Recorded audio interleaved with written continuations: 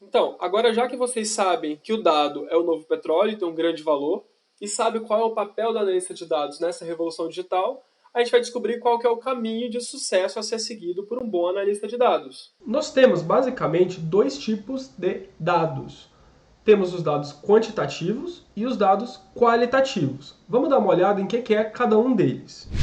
O quantitativo, gente, eles são os dados numéricos.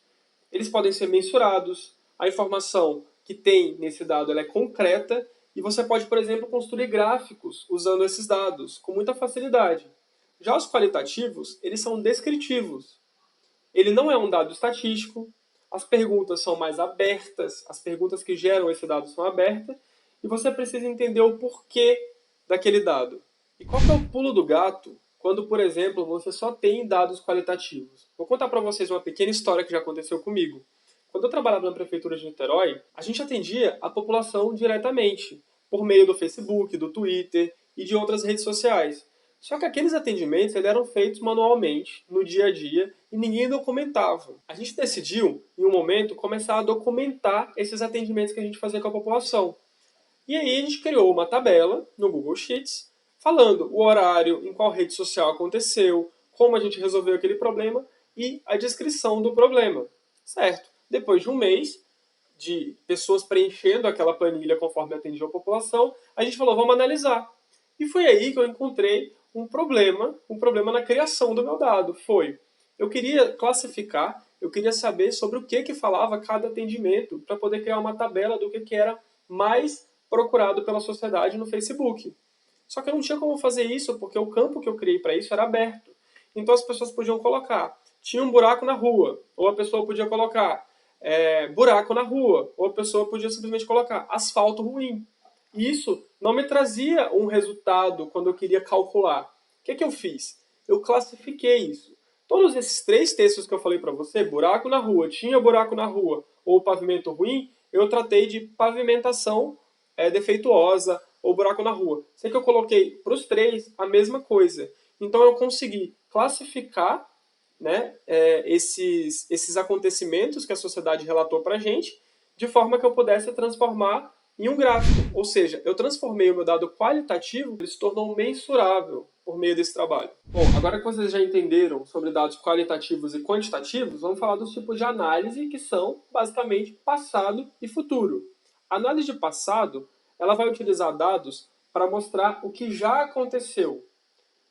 O que são exemplos de análise de passado? Por exemplo, um dashboard de KPI, um relatório de receitas da sua empresa, os resultados da venda de uma certa empresa. Isso tudo está analisando dados de coisas que já aconteceram. Ele é mais simples, ele demanda pouco ou nenhum cruzamento de dados. Então ele é mais barato também. A análise de futuro é bem mais complexa, porque ela vai usar os dados que já existem para tentar prever o futuro e sugerir decisões. Os exemplos que a gente tem disso são gerenciamento de risco, previsão de vendas das empresas, estimativa de crescimento. A gente ouve falar muito sobre estimativa de crescimento do PIB. A gente fala muito sobre doenças. Quando a gente está pensando em doença, a gente pensa como a doença vai se espalhar no futuro. A gente tem que fazer previsão de futuro. E essas análises, gente, elas são muito complexas. Elas demandam cruzamento de dados, que é muito complexa, e a análise de diversos cenários, até que você consiga escolher qual que é o cenário que mais se acopla à realidade. E nossa principal arma para fazer uma ótima análise de dados se chama DAILAS. E DAILAS é um acrônimo, por isso talvez você nunca tenha ouvido falar. E agora eu vou explicar letra a letra o que significa e você vai entender por que é super importante ter isso colado perto do seu computador, no papel de parede do seu celular, para que você nunca esqueça o que é DAILAS. Porque é o DAILAS que vai te levar até a tomada de decisão que vai influenciar seu negócio, que vai influenciar seu trabalho. Gente, o primeiro D é definir objetivos. Definir objetivos é muito fundamental e não tem como fazer uma análise de dados sem essa primeira etapa. Em seguida, você vai escolher as suas métricas. Veja bem que você não escolhe métricas antes de definir objetivos. Não é à toa que existe esse fluxo. Depois você identifica as fontes, sem vício, fora da caixinha, limpa as bases, isso é muito legal. O refinamento do petróleo tem muito a ver com o limpar as bases. Analise os dados, né? porque é isso que está todo mundo ansioso para que seja feito. Analisar os dados sem definir o objetivo não funciona. Então, cumpra as etapas até chegar à análise de dados. E depois de analisar os dados, você vai sugerir decisões, porque é para isso que serve a análise de dados. A análise de dados ela não é feita só para ser feita. A gente não faz análise de dados só para se divertir, para tirar número, para tirar métrica. A gente faz para influenciar as decisões do negócio que a gente trabalha. Gente, primeiro a gente vai falar de definição de objetivo. Definição de objetivo é fundamental, é básico. Eu vou repetir isso 10 mil vezes durante esse curso. Definir objetivos é fundamental. Não vá para análise de dados, não vá escolher métrica sem definir objetivo, tá bom? É muito normal a ansiedade de um gestor, a sua ansiedade, a ansiedade de quem está ao seu redor para ter um número, ter um gráfico, mas sempre para a pessoa e fala, definir os objetivos primeiro, vamos fazer isso, vamos escrever o objetivo e depois a gente pede o número? Pois é. Definir objetivo, gente, funciona da seguinte forma. Você tem que fazer uma pergunta, e essa pergunta vai ser respondida pelos dados. Os dados vão trazer as respostas dessas perguntas. Essas perguntas, elas precisam ser claras, elas têm que ser mensuráveis, afinal a gente está falando de dados, e elas têm que ser relevantes para o negócio. E isso é muito importante. Relevância para o negócio. Não adianta nada você fazer uma pergunta que não esteja atrelada aos objetivos daquele momento no seu negócio. Depois, a gente passa para a escolha de métricas. Lembrando que não pode escolher métricas sem definir objetivos. Do D, a gente passa para o E do nosso Dailess. A escolha de métricas, gente, nada mais é que definir os indicadores que têm a ver com o seu negócio e que têm relação com aquela sua pergunta que foi feita anteriormente. Você tem que deixar claro quais são esses indicadores. Você tem que avaliar também se o quantitativo é suficiente. Porque você só coloca qualitativo se o quantitativo não for suficiente. Justamente por motivos de valor. Preço mesmo. É caro trabalhar com dado qualitativo. Lembra do trabalhão que eu tive para fazer a minha análise lá em Niterói? Que eu tive que ficar classificando linha por linha. Gente, eu estava falando de 600 linhas. Tem bases de dados que tem milhões de linhas. Não tem como ficar classificando dados qualitativos sem gastar muito dinheiro. Então, tente ir pelo quantitativo antes. Se não der, passa para o qualitativo. E ponderar, né, se esse qualitativo vale mesmo a pena, certo? Passando adiante, a gente vai para o I. Mais uma vez eu repito, não pule etapas, tá? Isso é fundamental. Eu vou repetir porque não tem como fazer uma análise de dados pulando etapas. No I, você identifica as fontes. Como você faz isso? Primeira coisa, você tenta usar fontes já existentes. Se você já tem aquela tabela, se você já tem aquela base de dados do seu trabalho, vai nela primeiro, né? Vê se ela já responde às suas perguntas, se ela tem as métricas que você já definiu no passo anterior. Se não, você vai precisar trazer outras fontes. E aí você vai precisar cruzar dados. Lembrando que cruzar dados às vezes é custoso, do ponto de vista de valor mesmo, de preço. E se não tiver, você busca novos dados. Faz uma pesquisa, faz um questionário, envia aquele formulário para os seus clientes. Sempre lembrando que isso é caro. Então você tenta fazer com que você já tem. Se não tiver, vai atrás de outras formas. Beleza? E aí, a gente passa, agora que a gente já definiu quais são as nossas bases, e esse aqui é um pouco mais óbvio, né?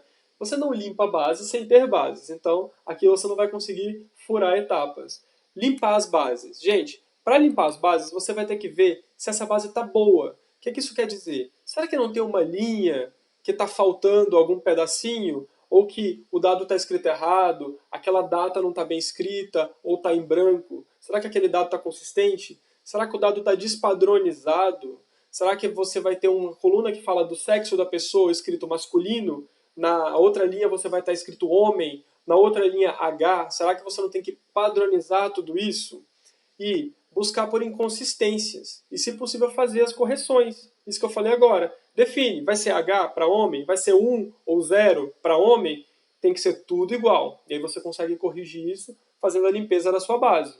E, gente, falando ainda sobre limpeza de dados, tem esse livro que é muito legal, que fala de pensamento rápido e pensamento devagar. Ele diferencia essas duas formas do nosso cérebro funcionar. O pensamento rápido, ele já usa o nosso repertório, ele usa a nossa experiência, a nossa prática do dia a dia para jogar na nossa ação tomadas de decisão mais rápidas. Ele usa o nosso repertório para tomar conclusões em questões de milissegundos. Ele gasta pouca energia. Ele já é baseado no que você já sabe. Você olha para o tempo e fala, hoje está calor. Por quê? Você não sentiu o calor lá fora, mas você já sabe pelas características, o dia claro, ensolarado, você já consegue saber se está calor, de acordo com a experiência que você tem. Já o pensamento devagar, ele exige mais processamento, as conclusões são mais complexas. Então, se você tomar uma decisão, por exemplo, eu quero mudar de trabalho, eu quero mudar de carreira, eu quero virar analista de dados, vamos pensar assim, você vai precisar processar mais, você vai precisar reunir informações, conversar com amigos, fazer aulas, verificar se essa é a carreira que você quer mesmo, e aí você toma uma decisão. Esse é o pensamento devagar. E, gente, na análise de dados é fundamental saber dessas duas formas de pensar, porque elas sempre vão aparecer aqui e ali, principalmente na hora que você está limpando bases. Se você já limpou várias bases, aquilo vai se tornando um pensamento mais rápido, uma coisa que vai acontecendo com mais prática na sua cabeça. Você vai usar uma ferramenta de análise que você tem mais afinidade ou que você saiba usar, e você vai ter sempre em mente, não vai esquecer jamais, de tudo que a gente fez até aqui. Olha, eu sempre faço um funil. A gente vai do objetivo até a análise de dados. Sempre tenha em mente qual o objetivo do seu negócio e da sua análise de dados. E, por fim, você vai sugerir decisões. Porque de nada adianta você fazer uma análise de dados muito legal se você não consegue tomar atitudes baseadas nessa análise de dados.